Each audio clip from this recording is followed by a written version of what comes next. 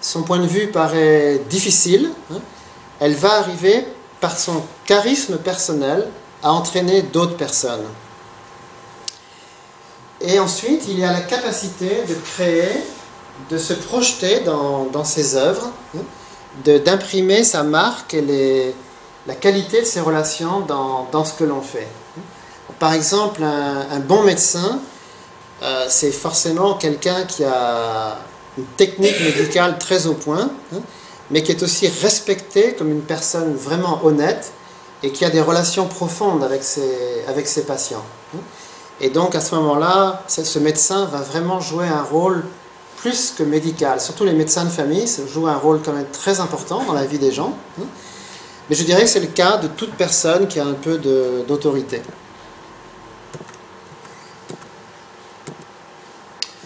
Alors, pour ce qui est de devenir une personne de cœur et de conviction, eh bien, c'est essentiellement arriver à unir les deux moitiés de notre être, notre esprit et notre corps, car finalement, cette image de soi, c'est quelque chose que l'on a à l'intérieur et que l'on doit traduire dans ses actes, dans sa vie. On doit incarner, on doit personnifier ce en quoi l'on croit. Et le plus sûr chemin d'y arriver, c'est une démarche d'amour vrai, d'amour propre, d'avoir une certaine idée de soi-même et de rester fidèle finalement à cette idée. D'où l'importance du dialogue entre l'esprit et le corps. En général, les grands hommes sont des personnes disciplinées, qui ont une certaine exigence intérieure, qui se poussent énormément, qui travaillent dur. Justement, on se pose la question de la capacité de Dominique Strauss-Kahn de se présenter aux élections présidentielles. Les gens se demandent si cet homme qui est talentueux, qui est charmant, il a vraiment le cran d'aller jusqu'au bout. Certains se sont posé la question sans dire, mais est-ce qu'il aura l'audace finalement d'aller jusque-là? Il est connu pour être assez dilettante, assez touche-à-tout. C'est pas le gars qui va forcément se défoncer pour la cause. Et en fait, pour tendre vers l'excellence politique, il faut ne croire qu'en cela, dans un sens. Bon, certains s'en moquent, disant que, voilà, il y en a qui sont obsédés. N'empêche qu'il y en a beaucoup qui restent sur le carreau parce qu'ils ne font pas ça vraiment à fond. Ils n'y croient pas assez. Bon, on peut le regretter, mais d'un autre côté, si on veut avoir de vrais chefs d'État, il faut que ce soit quand même des personnes qui vont jusqu'au bout de leur démarche. C'est pareil dans le sport, dans toutes les activités. Donc il faut réaliser l'image de soi, et c'est sûr qu'on a des modèles, on a des influences, mais en même temps, à un moment donné, il faut aller jusqu'au bout de son destin, et suivre la voie de sa conscience. Il faut arriver à se produire soi-même, se mettre en scène. MacArthur, par exemple, était un général hors pair. C'était quelqu'un qui avait un art incroyable de la mise en scène. Il répétait ses discours toute la nuit, et il se considérait comme un personnage de théâtre. Alors, vraiment, les gens le trouvaient très, très grandiloquent. Il parlait de lui à la troisième personne du singulier. Mais c'était tellement bien fait que ça marchait. À chaque fois, les gens se disaient, il va tomber dans le ridicule. Mais à chaque fois, ça passait. Alors, il avait aussi une coquetterie, même dans la jungle. Et tout en allant sur la ligne de front. Plusieurs fois, il a risqué sa vie dans les combats. Il n'avait pas peur. Mais au moment de s'adresser à ses soldats, il prenait soin de changer de tenue pour ne pas apparaître avec de la transpiration et des choses comme ça. Ça, c'est une petite coquetterie supplémentaire, mais qui marquait énormément les gens. C'est quelqu'un qui passait son temps à se produire. Alors dire, ouais, c'est de l'arrogance, c'est de l'orgueil. En fait, il pensait vraiment qu'il avait une autorité auprès de ses soldats, qui devait vraiment faire ses preuves. Il était très très courageux lui-même, il était connu pour sa bravoure, mais il voulait en même temps inspiré par son charisme. Alors, c'est très important on verra tout à l'heure qu'on doit être reconnu par les autres, mais on doit d'abord être reconnu par sa conscience.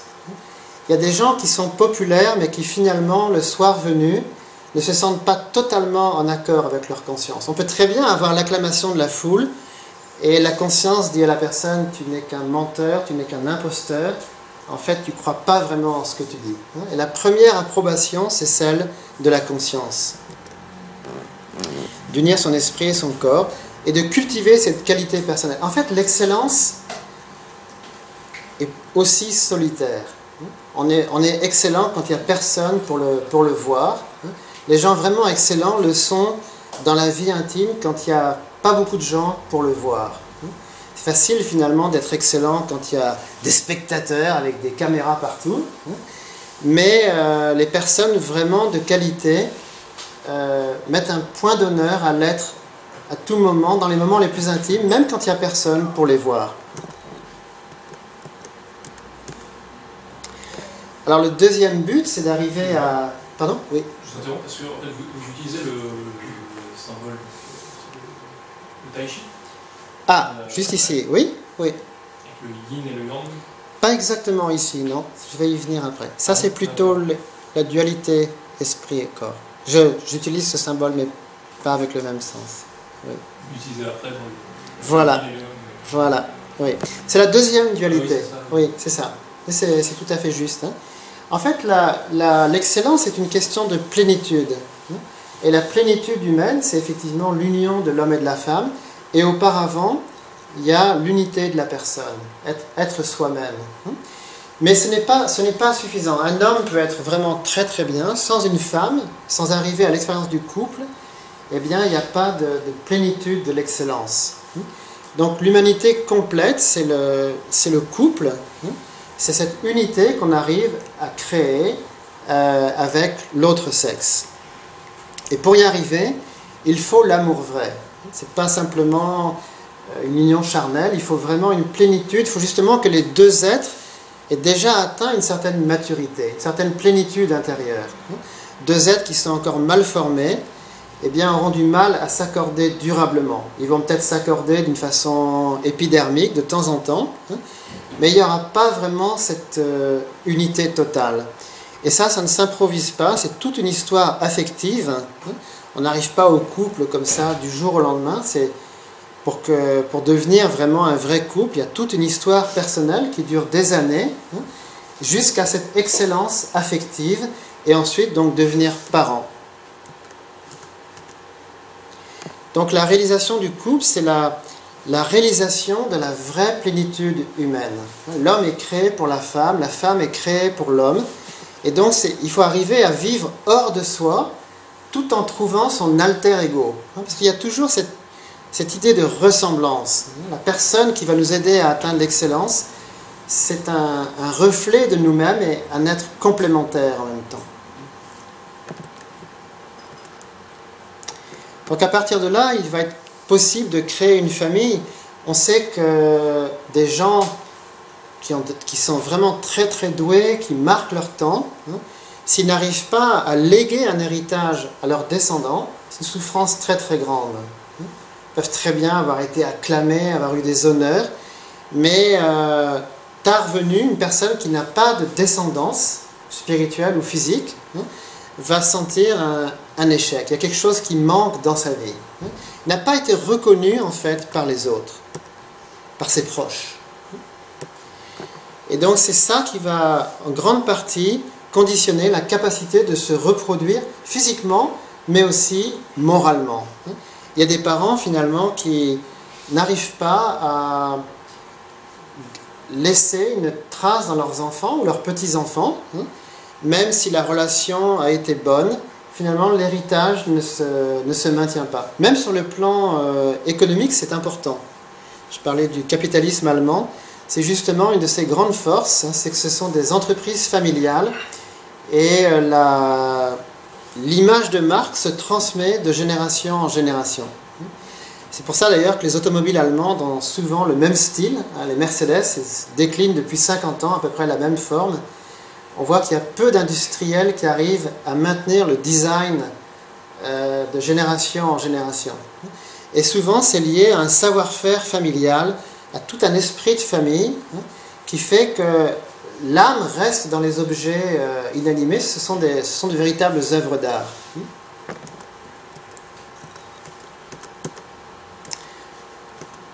Alors, ensuite, il y a la créativité. Et il s'agit de se projeter dans des objets, de laisser sa marque finalement dans une œuvre. Ça peut être une œuvre d'art, ça peut être un métier tout simplement. Et on est reconnu pas seulement par sa conscience ou par les autres, mais pour son travail. Parce qu'on a produit quelque chose, on est parti de quelque chose de naturel, on l'a transformé, on a travaillé quelque chose de grossier, on en a fait une belle œuvre. Et les gens vous reconnaissent pour cette capacité d'excellence, de transformer les objets et de créer du rêve pour les autres, à travers toutes sortes d'activités.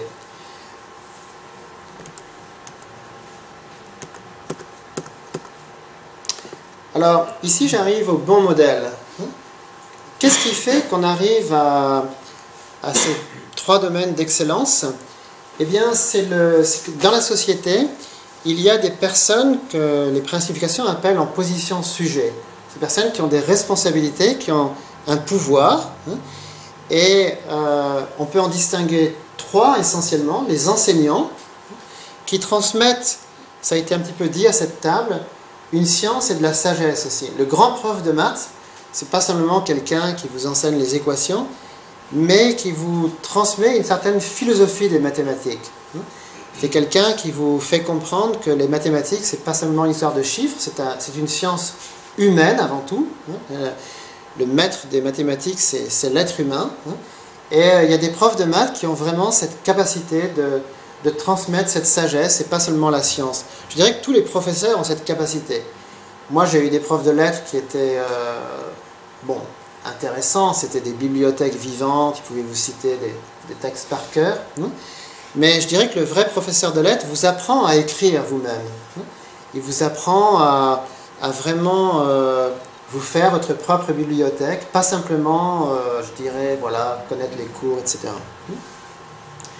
Donc les parents doivent transmettre tout l'amour et toute la loi aussi. C'est-à-dire que les parents, en fait, doivent donner beaucoup d'affection, mais en même temps une structure pour l'enfant, afin qu'il acquiert son autonomie. Des parents qui couvrent trop leurs enfants, ou alors qui sont trop stricts, dans les deux cas, il y a quelque chose qui va manquer. Et de nos maîtres, ou patrons ou autres, on apprend la créativité et la production, c'est-à-dire à la fois créer quelque chose d'original et produire beaucoup. Ici, j'en viens à la notion de position centrale. En fait, ce qui est très important sur le plan de la relation en soi-même, c'est cet angle de 90 degrés entre le vertical et l'horizontal. On est parfois grisé par le personnage que l'on est. Mais une personne excellente doit toujours se recentrer, se critiquer, se demander si son personnage actuel est vraiment ce qu'elle veut être au fond du cœur. La conscience, c'est comme un fil à plomb très très précis. C'est un juge impitoyable et constamment on doit se remettre en jeu devant sa propre conscience. Encore une fois, même si on est très apprécié d'autrui, la conscience est là pour nous dire d'aller beaucoup plus loin. Ceux d'entre vous qui priez, par exemple, vous savez combien la prière est la forme la plus sincère de dialogue. Vous ne pouvez jamais dire dans la prière des choses que vous dites à d'autres personnes. Vous pouvez maintenir vos opinions devant les gens, être sûr de vous comme ça en public. Bon, dès l'instant où vous priez, c'est différent. Vous atteignez une sincérité absolue. La personne qui ne fait pas cet effort peut devenir inauthentique petit à petit. Et là, elle va s'éloigner de cette qualité personnelle. Bon, il y a des gens justement qui sont devenus un peu un personnage, une caricature d'eux-mêmes, faute de se recentrer. Ça peut arriver chez les acteurs de cinéma aussi. Moi, j'admire énormément Michel Bouquet parce que c'est un très très vieil acteur maintenant. Et c'est quelqu'un qui se remet sans cesse en cause. Il cherche des nouveaux personnages, des nouveaux répertoires. Et on sent qu'il est... Bon, bien sûr, c'est aussi... Il a son propre personnage, c'est vrai. Mais c'est quelqu'un qui, je trouve, se remet énormément en cause, qui est très très exigeant avec lui-même. Vous savez qu'il a presque 85 ans maintenant. Il continue à jouer le répertoire.